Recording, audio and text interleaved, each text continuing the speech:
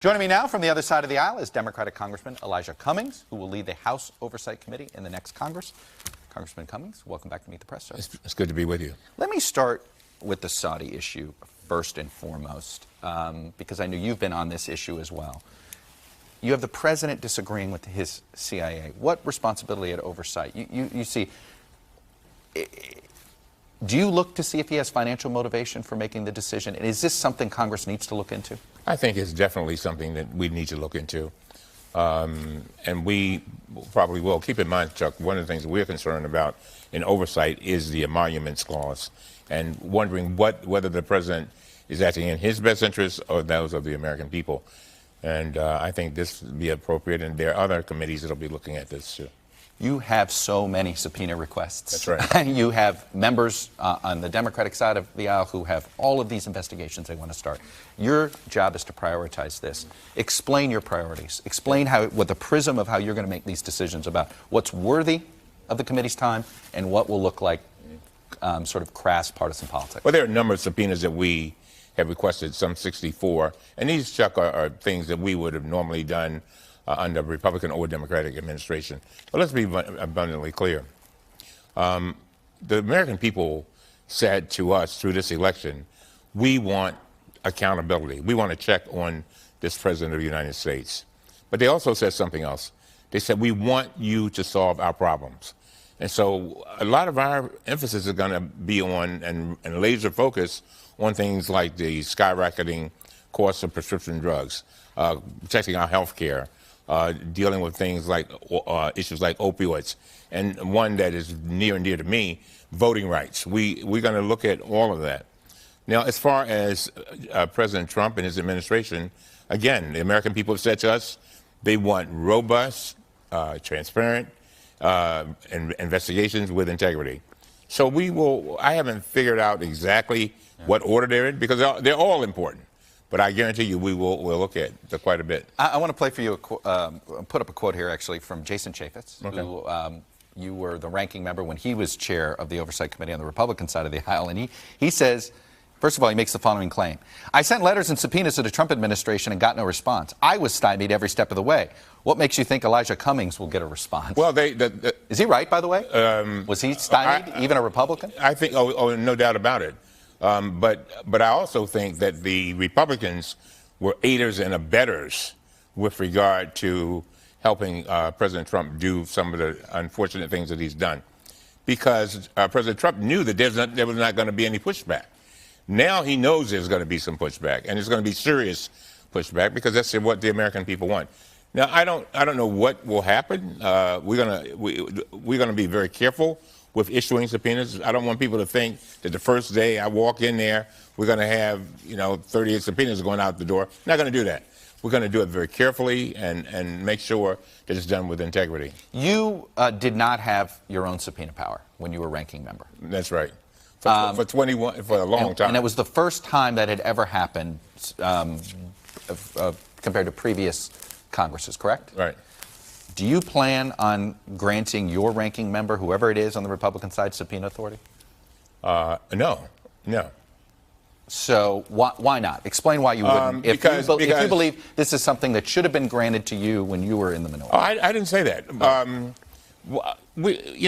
They who have power in Washington have all power. Right. And I think the American people have said they want checks and balances. The subpoenas that I want to issue would be much different than what I've seen. I want to issue subpoenas that go to the very heart of our democracy and protecting that democracy. And subpoenas, by the way, that may involve, say, private industry, like the pharmaceutical companies that are with these skyrocketing drug prices. So I just don't. It's our opportunity. I will consult with them. Yeah. I will work with them, unlike they did with me. But no. This is one of those, what's good for the goose is good for. I mean, I guess the point is that when do you stop? Chuck, let me be clear. Yeah. I'm hoping that we will return to a level of civility now. Mm-hmm. And that's what I'm hoping for. I hope that we can have leadership that just doesn't move to common ground, but move to higher ground. And I plan to lead that way. And one other thing, our Democratic Party, although we may not have been elected, by all the people. We've got to govern as if we were. So what does that mean? You've got to work with this president in some ways, don't you? I would love to work with President Trump. I want to hold him accountable, not only to the American people, but I want to hold him accountable to himself. Keep in mind, he is the one who said recently that he's for prescription drugs going down. Mm-hmm. He's the same one who said that he complained during the election about the infrastructure and how our airports are so poor and our roads. And now's the time. Chuck, we only have 2 years. That's nothing.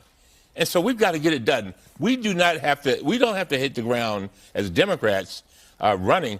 We have to hit the ground flying.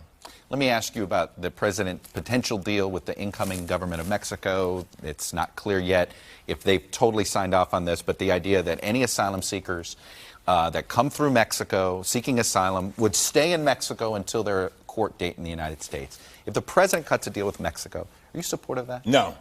I think because that's not the law. They should be allowed to come in, seek asylum. That's the law, and we don't. Would you support changing the law? No.